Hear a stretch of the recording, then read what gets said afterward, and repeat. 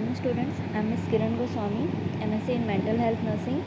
In today's class we will see about the mental health nursing issues for special population. Okay, special population हम लोग किसको consider करते हैं? Children, infant और women's, elderly, इनको हम लोग क्या बोलते हैं? वल्नरेबल ग्रुप्स या तो फिर स्पेशल पॉपुलेशन. सो इनमें क्या क्या मेंटल हेल्थ इश्यूज़ होते हैं वो अपन देखते हैं. ठीक है, firstly we will see about the children. Okay, childhood is not a good time for all young people. Many children and adolescents live in less than nurturing homes, face traumatic events, suffer maltreatment, become dependent on substance,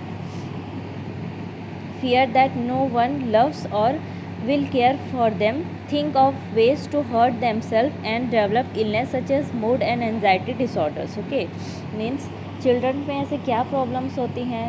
means सभी का क्या होता है कि बचपन क्या होता है, ठीक नहीं होता है. चाइल्डहुड पीरियड सभी का अच्छा नहीं होता है. ठीक है, मीन्स मैं हमेशा से ही बताती आई हूँ ना कि जो मैनी मेजर डिसऑर्डर्स होते हैं साइकेट्रिक रिलेटेड, वो कहाँ से रिलेटेड होते हैं? ज़्यादातर चाइल्डहुड पीरियड से रिलेटेड रहते हैं. ठीक है, अगर चाइल्डहुड किसी पर्सन का अच्छा ना हो तो उसका एडोलेसेंस एंड एडल्टहुड भी क्या रहता है? नहीं होता है. ठीक है, मीन्स चाइल्डहुड में अगर कोई अब्यूज़ या कोई ट्रॉमेटिक इवेंट से बच्चा सफ़र किया रहता है तो उसके सिम्टम्स हम लोग को एडल्टहुड या तो फिर एडोलेसेंस पीरियड पे या ओल्ड एज पीरियड पे क्या होने लगते हैं? शो होने लगते हैं. सो मेजर प्रॉब्लम्स कहाँ होती हैं? चाइल्डहुड पीरियड में. Okay, so childhood mental illness has staggering effects. Untreated mental illness in childhood often result in long term mental illness in the adulthood. ठीक है, मीन्स अगर चाइल्डहुड पीरियड में बच्चा किसी मेंटल प्रॉब्लम से सफ़र कर रहा है तो वो अगर उसी टाइम पे ट्रीट नहीं किया गया तो वो क्या हो जाएगा? बढ़ते जाएगा एडल्टहुड तक. ठीक है, for example children with untreated depression frequently have dysthymia as adult and almost 50% of them having the conduct disorder become antisocial adults. Okay, and the next we will see some children are at the increased risk of development of psychiatric disorders because of family history of psychiatric and addicted disorders, physical health problems, immature development of the brain abnormality, family problems,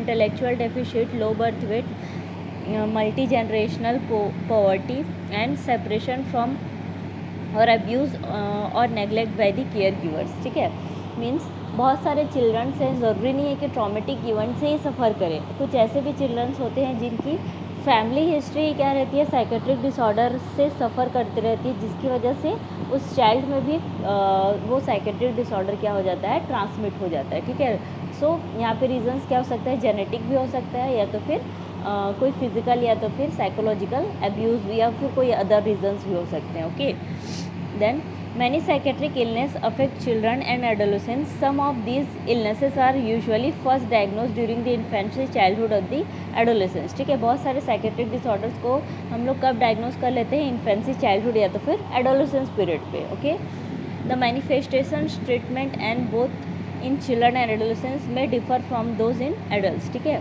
children और adult का treatment process जो रहता है वो क्या रहता है? दोनों का डिफरेंट रहता है totally.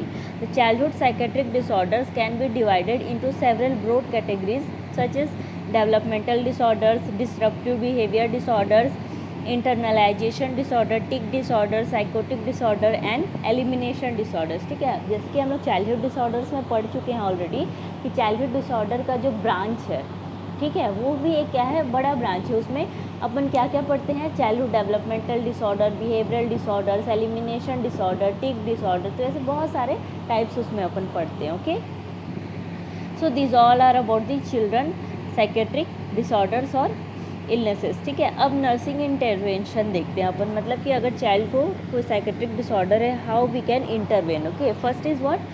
Helping the child master developmental task to overcome regressive slow impair developmental behaviour. ठीक है, मीन्स अगर चाइल्ड का बिहेवियर में इम्पेयरमेंट है तो उसको हम लोग कैसे कर सकते हैं कैरी आउट?